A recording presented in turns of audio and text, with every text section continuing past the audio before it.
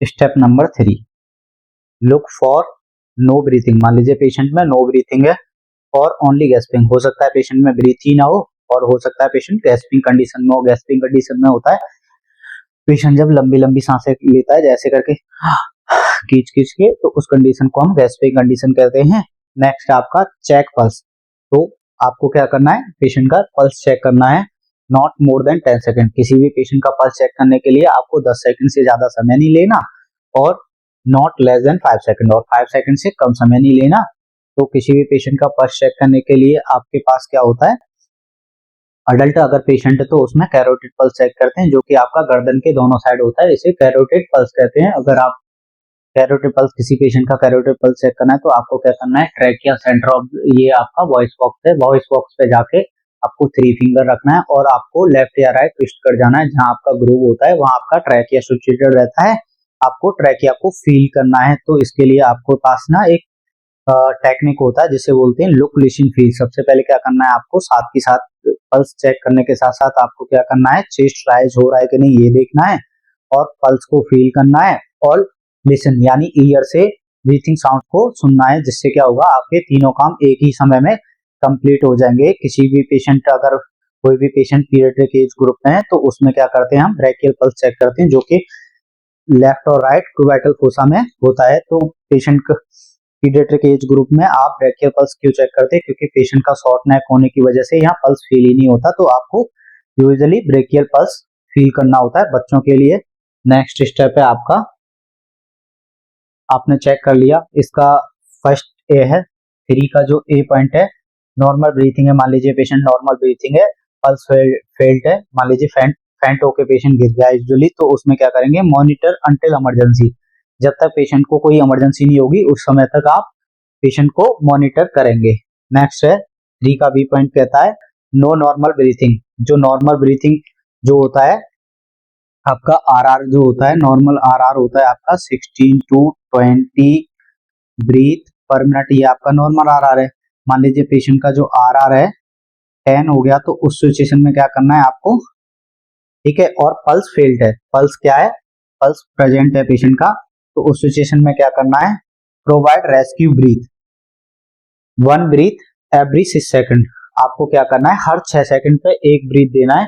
तो 1 मिनट में आपका हो गया 10 ब्रीथ पर मिनट हो जाएगा, आपका 10 ब्रीथ पर मिनट आपको पेशेंट को प्रोवाइड करना है। और नेक्स्ट स्टेप है आपका चेक पल्स एवरी 2 मिनट्स, और पेशेंट का चेक करना है पल्स एवरी 2 मिनट, हर 2 मिनट बाद पेशेंट का पल्स चेक करना है।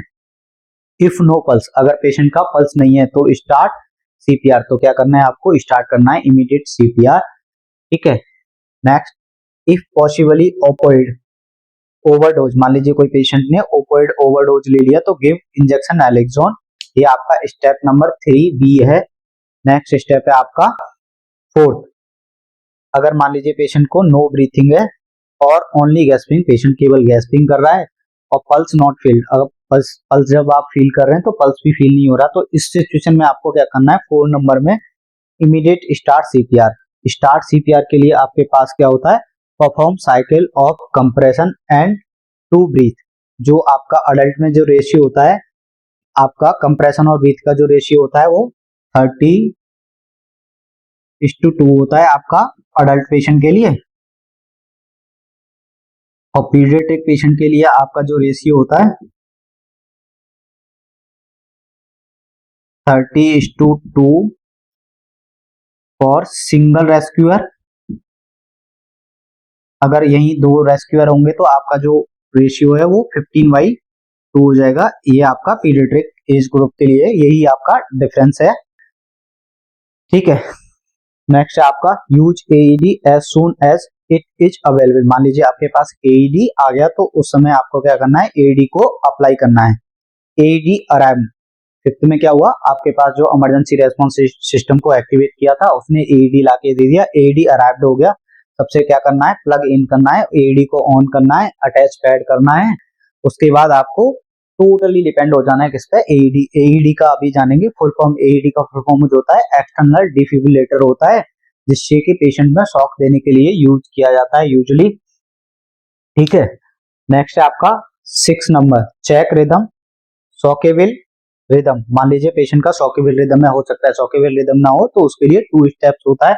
नंबर 7 पे जाएंगे, यस शॉकेबल रिदम, मान लीजिए किसी पेशेंट का शॉकेबल रिदम आ गया, तो एडी क्या है आपका सारा कमांड देता है, जैसे कि पेशेंट को शॉक देने वाले हैं, स्टे क्लियर, तो पेशेंट से आपसे क्लियर हो जाना है।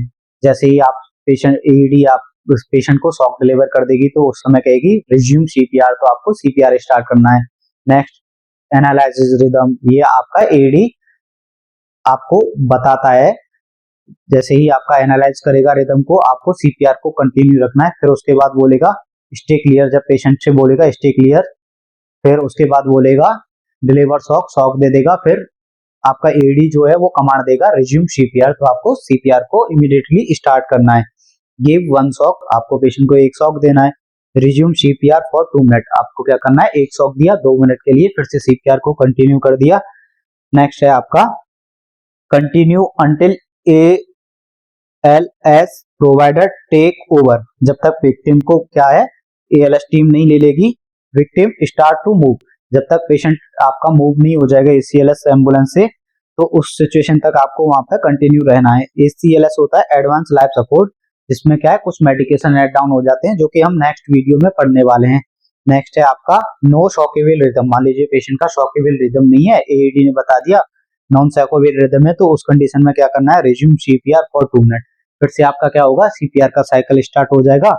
उसके बाद स्टेप आ जाएगा आपका continue until ALS provider take over, जब तक क्या होगा ALS टीम आपसे टेक ओवर नहीं कर लेगी और विक्टिम स्टार्ट टू मूव, जहां से पेशेंट मूव नहीं होने लगेगा तब तक आपका काम होता है। उसके बाद आपका जो काम है वो फिनिश हो जाता है। उसके बाद आपका ALS जो सपोर्टर्स होते हैं उनका काम स्टार्ट होता है। ALS का मतलब होता है एडवांस लाइफ सपोर्ट, जो टीम होती है वो आपका पेशेंट हैंड ओवर कर लेती है।